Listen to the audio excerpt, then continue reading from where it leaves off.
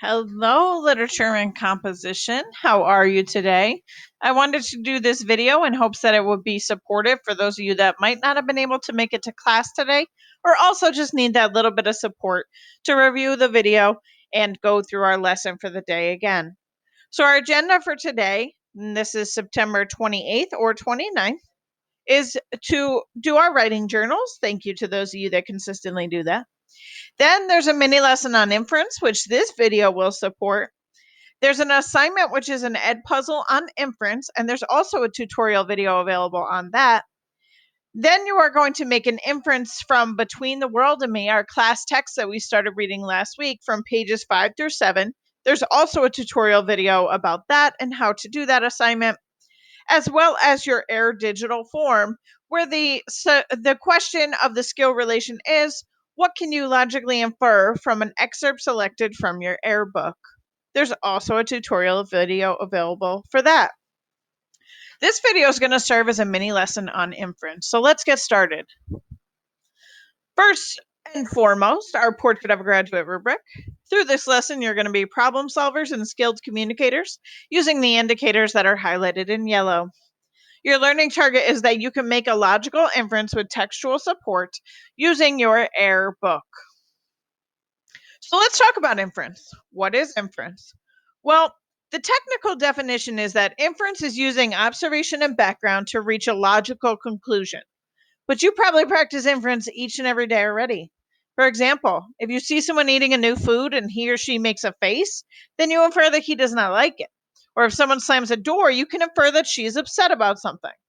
Making an inference is making an educated guess about something using evidence to back up your guess, whether that's in real life or if we're talking about textual support. So you're making a guess about something based on your prior knowledge, your experience, and what you're reading or seeing at the moment, but that evidence definitely needs to come into play to support what you're claiming. Let's go ahead and go to the next slide. What can you tell me about this picture? If you're live in class with me right now, we're going to be doing a Pear Deck interactive slide. If you're not, just think to yourself, what do you see about this picture? What kind of educated guesses could you make? And how would you be able to support that? An example of an inference that I could make is that it's cold. That's an educated guess I'm making based on my prior experience, my prior knowledge, as well as what I'm met with in the image. Okay, so my inference would be it's cold outside, and I can support it with the claim that there's snow covering the field as well as the road within the picture. Another way I could support that it's cold is that I see that people are wearing heavy winter coats. All right, so there's different ways that you can support your claims. You can go ahead and make an inference now. How about this one? What's an inference or an educated guess that we can make based on our prior experiences, our prior knowledge, as well as what's presented to us in the photograph? I see a policeman, and I also see that yellow caution tape. And from my own experience, things I've seen in the news, things I've heard, things I've read about, I know that the yellow caution tape generally signifies that a crime has been committed. So my inference is that this officer is securing a crime scene, and I can defend that by he is putting up the yellow tape in what appears to be blocking a road that he does not want pedestrians or cars to go down to preserve the crime scene. Let's try one more. What's an inference or an educated guess that we can make here that we would be able to support with evidence from our personal experiences, our knowledge, as well as what we see in the picture? My inference is that this is a wedding taking place. And I can support that in the sense that I know traditionally brides tend to wear white dresses and veils on their head. In this image, that's what this woman is wearing. So I can infer, I can make an educated guess that this picture was taken at a wedding. See how easy that is? We're making educated guesses and we just have to support our claims. Same goes for when we're reading text as well. We make our guesses, but they have to be able to be supported by the text. If I had said that this was a funeral, that wouldn't be able to be supported well. So my inference would have fallen short. So when you make your educated guesses, you have to make sure that they can be evidenced by the text or the visual or the experience that you're in right now. Let's watch this video quickly about making an inference.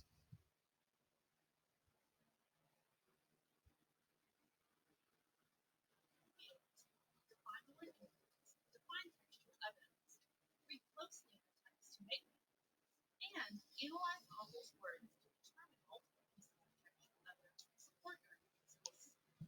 So, you might be asking, what is an inference? The fact is, you make inferences every single day, usually without even realizing it.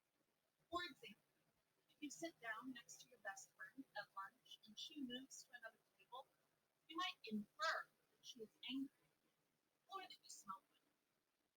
Or if you get home from school and your dog jumps up and starts licking your face at the door, you can infer that he is happy to see you. Basically, an inference is an educated guess based on the evidence that is right in front of us, combined with our past experiences. Inferences are definitely required in everyday life, but they're also required when you're reading, watching movies, and even listening to music. In your notes, list 3 inferences that you can make from this section. Good job. Good readers are constantly making inferences as they read literature or informational texts. This is because writers don't always tell us everything explicitly. They want us to think a little bit about what we're reading. For example, read the following paragraph with me as I read aloud. Katie was excited about tonight. Happily, she put on her big red shoes and bright yellow outfit. Her mom helped her paint her face with a big red circle on each cheek. Just before Katie ran out the door to meet her friends, she attached her large, sleepy nose, placed a bright blue pointy hat on top of her head. She grabbed an empty bag and went out into the night. Notice that this paragraph never tells us explicitly that Katie is going out trick-or-treating for Halloween, but we immediately make that inference because of the details that the author is providing. The author tells us that Katie's mom is helping her to paint her face white with big red circles. We know from personal experience of seeing normal people in the real world that this is not ordinary makeup. So we know that it must be a special occasion. But she's running out the door to meet her friends. So she doesn't seem to be in a play, because we know from experience that plays are usually performed indoors. But it's that last sentence that really helps us to make the inference. Katie grabbed an empty bag and went out into the night. Because most people have been trick-or-treating, or at least seen others do it on TV or in movies. We know from our experiences that this means it's Halloween. These details that lead us to that conclusion are what we call textual evidence. Textual evidence is specific information from a text that we use to support our inferences. Now that you understand how to make inferences and use textual evidence to support them, you're ready to take the quiz over inferences and textual evidence. Created using Powtoon. All right. So hopefully that played within this tutorial video. If you had trouble hearing it for any reason, it is available in the slideshow itself. So again, if you're in class with me, you would have done this as an interactive Pear Deck slide, but if not, I want you to just think about this. Maggie was getting ready to walk to school. She put on her coat and grabbed her backpack. As she was leaving, her mother said, "I love you, be careful." Which of the following can we infer? A, Maggie is in kindergarten or first grade. B, Maggie lives close to school. C, Maggie is never late for school. D, Maggie is excited about going to school. So even though all of them are on the topic of school, Only one can be textually supported with the information that we have to the left. Do you know which one that is? If you guessed B, then you're absolutely right. She was ready to walk to school because her mother was saying she loves her and to be careful. Her mother wouldn't let her walk to school if she lived super far from school. So we know that Maggie must live close to the school. Let's try another one. Hudson hurried out of the house so he wasn't late for work. He wore overalls and carried a toolbox with wrenches in it. He hopped in his truck and drove off. The sign on his truck said Pipe Masters. Which one can we infer? A. Hudson is an auto mechanic. B. Hudson enjoys his job. C. Hudson works as a plumber. D. Hudson is a truck salesman. This one is a little bit more tricky because A and C could definitely be a viable option if all we stopped at was a toolbox with wrenches in it. But why is it that we can infer C more efficiently based on the evidence we have than A? If you said because it says Pipe Masters, you're exactly right. I don't believe an auto mechanic shop would call itself Pipe Masters, but I could be wrong. That's okay with inferring, though. As long as I can supply my answer and support it with evidence, then I'm right. So I would say that we would infer that C, Hudson works as a plumber. For your assignment today, for your independent work, please note the to-do list. You're going to first do the Ed puzzle on inference.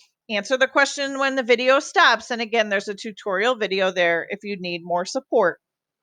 Then you're going to go ahead and make an inference from Between the World and Me using textual support. For this assignment, you're looking specifically at pages 5 through 7, and there's also a tutorial video there as well. And the last thing to do today is your error digital log. What can you logically infer? So what kind of educated guess can you make that can be supported with text from an excerpt selected from your error book?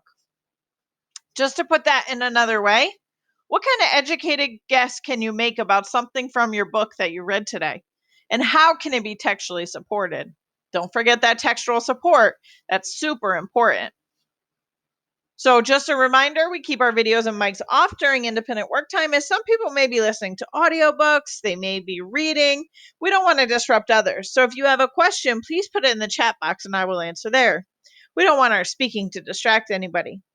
Also, for homework, please read pages 13 through 29 of Between the World and Me. Next class, we're going to be working on express and reflect writing work for periods 2 and 4. And we are going to work on story elements on Thursday and Friday for 2, 4, and 6. All right, let me know if you have any questions. Bye-bye.